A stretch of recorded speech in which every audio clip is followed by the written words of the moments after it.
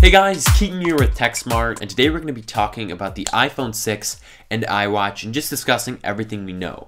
So this is being based upon all the videos that we have done on the iPhone 6, and if you want to check them out, you can check out the link in the description below. It'll take you to a playlist, and we've done tons of stuff on the iPhone 6. We're going to be talking about some of the facts, the leaks, and just rumors that we'll be seeing, and I'm super excited for the event on September 9th. So without further delay, let's go ahead and hop on in. So first here, let's go and talk about the iPhone 6. So we're definitely going to be seeing two sizes this year, a 4.7-inch size and a 5.5-inch size. We've covered the crap out of these things. We have models, video after video, just asking people what they think. And again, links will be in the description below if you want to go and check out that playlist where we've just covered it all. But the only real evidence that I have that it might be a 5.2-inch phone is if we look at Apple's invite. So 9.9.2014 is the date, September 9th of 2014. And if you subtract 4.7 from 9.9, it leaves you with 5.2. So if that's the route that Apple's going, maybe we might see a 5.2-inch iPhone. I highly doubt it. It's just one of those things that we might see, and I'm not betting my chips on that at all, as we've seen tons of back shells that are real saying we're going to see a 5.5-inch iPhone, and there's just been a ton of stuff on that, but it is always a possibility. Also, Apple's been purchasing one key ingredient, and that has been Sapphire. They've been purchasing so much of it that it just leads us to believe that most of the iPhone 6, at least the outer panels, will be made out of Sapphire. Now, we've all seen MKBHD's iPhone 6 4.7-inch Sapphire stress test, where he got his hands on one, and he just put it through a bunch of tests. He tried to bend it with his foot, he took a knife to it, he took keys to it, and it still held up with no scratches. So that's just pretty incredible that Apple's going that extra mile and making their phones that much more durable. And it's going to be interesting to see this year if we can break it, as we do have some cool videos in the works. And I think they're going to just Sapphire the crap out of everything they release from here on out. So we're definitely going to be seeing it on both sizes of the iPhones, definitely the 4.7-inch, as that's been the only leaked component of Sapphire thus far. And hopefully we see it on the iWatch, as you know, when you're constantly moving, your iWatch could get, nicked, and then you got scratched glass, and nobody wants scratched glass. So the design for the iPhone 6 is going to be very reminiscent to the iPod Touch 5th generation. It is seriously thin, and based on the dummy mock-ups that we have, it feels a lot better in the hand compared to the iPhone 5S or just previous generations of iPhones.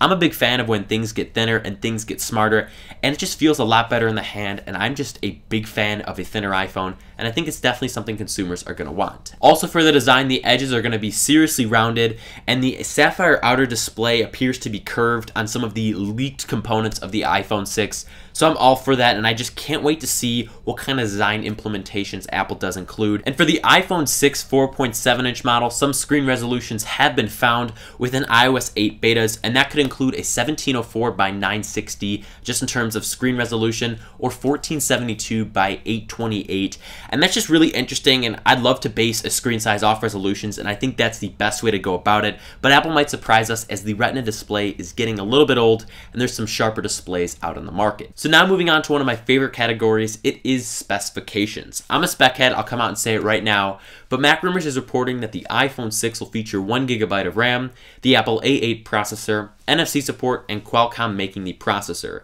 So I'm really excited for just the A8 chip alone, as the A7 brought along the M7 coprocessor and just made some noticeable changes that I found when using the iPhone, and I was just seriously impressed with what it could do, especially on the iPhone 5S.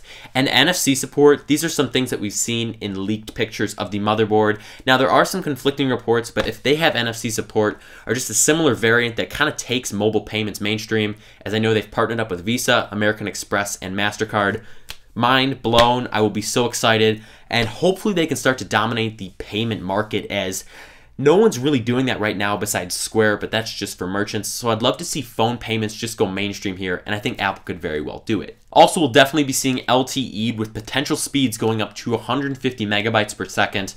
So if you get that in your area, and whatever carrier you're getting that on, please let me know in the comment section down below. But 150 megabytes per second, or even having those capabilities, is just crazy. What if they made an iPhone 6 LTE-A model? Because I know in South Korea, they have some seriously wicked speeds. So now moving on to a category that is near and dear to my heart, it is battery life. So just a short, quick story here. I've had to charge my iPhone 3 times today.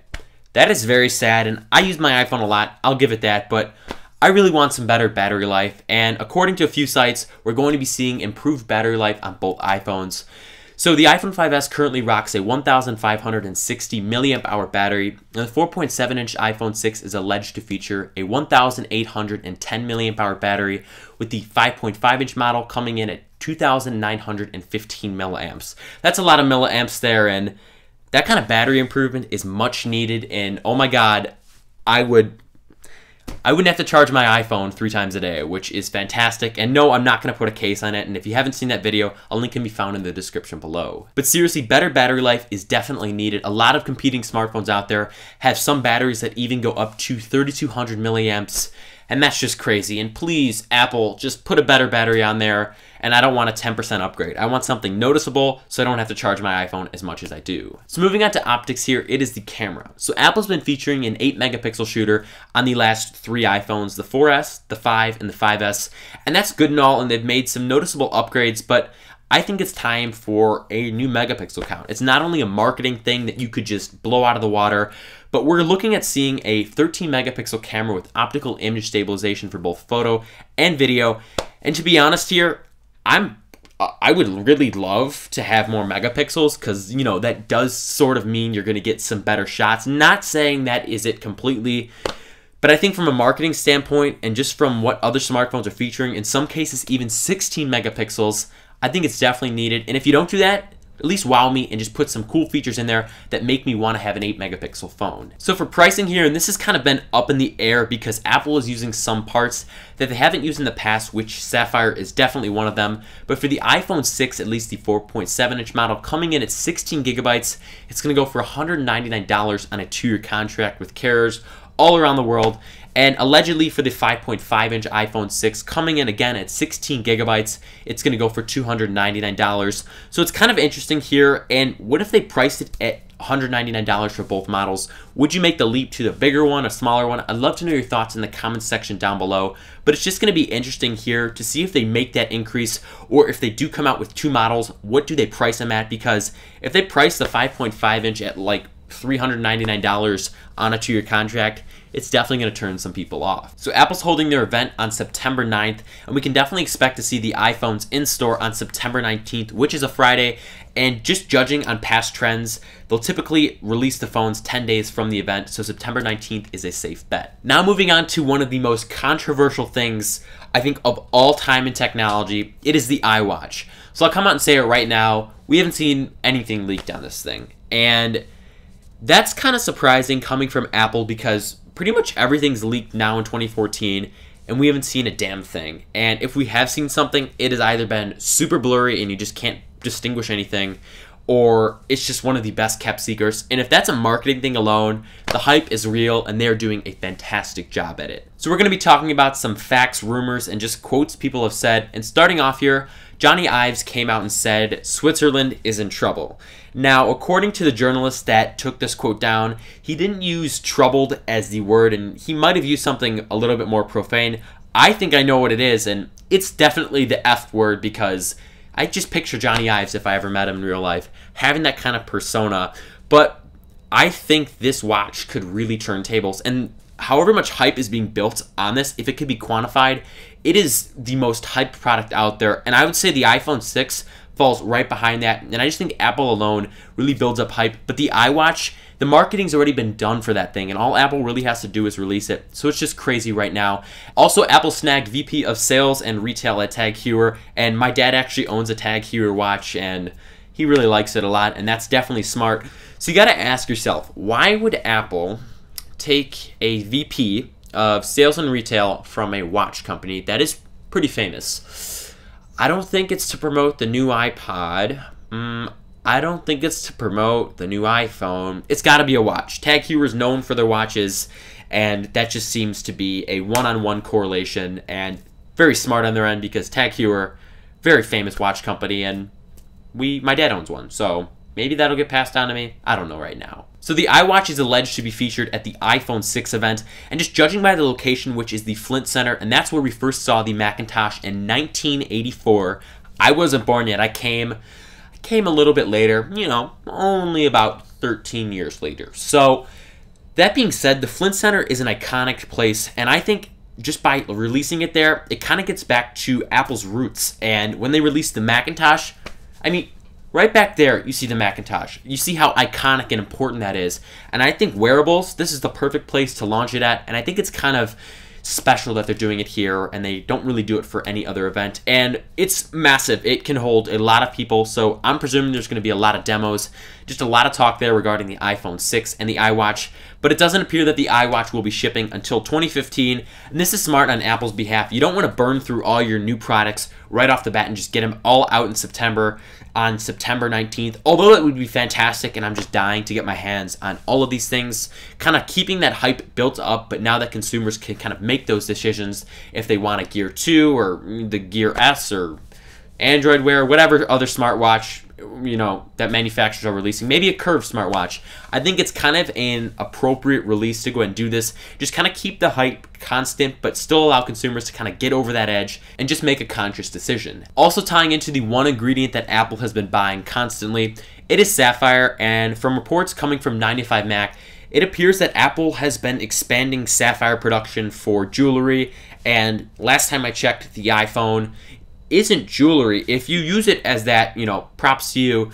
So it has to be the iWatch or some type of wearable that Apple is including. And also, Apple has gotten trademarks for HealthKit on wearables in many of the devices that we'll be seeing it on. Definitely the iPhone and iOS 8, and we've done some videos on that before. So lastly here, what is the price of the iWatch? So just a little backstory.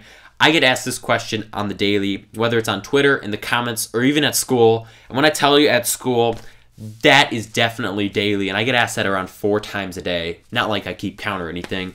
And it's kind of funny to see that people only want to know the pricing and just release dates of Apple stuff, at least my school and where I'm at, because no one ever really asks me about when the next Note 4 is coming out or when the next Samsung wearable's coming out. And yeah, that's a joke because, you know, Samsung's coming out with new smartwatches on the week.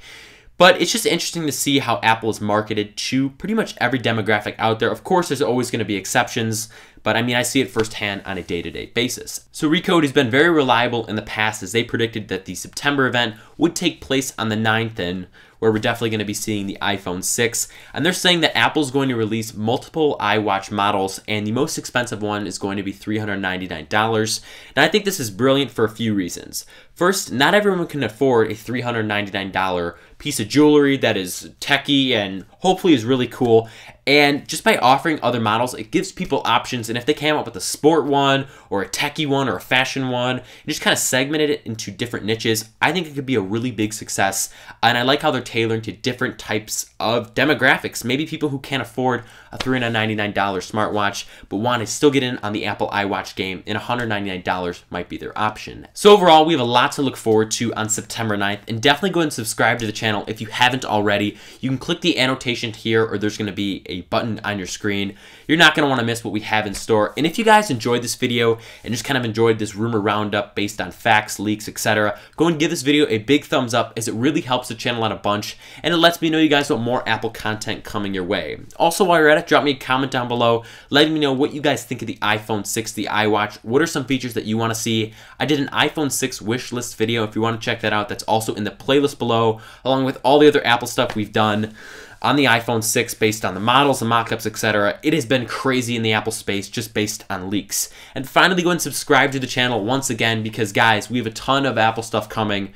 You're definitely not going to want to miss out. And again, you can click the annotation right up here. You're all set to go. One click, you're done, and all our videos will be driven to your YouTube homepage like that. Thank you guys once again, and I look forward to seeing you in my next video.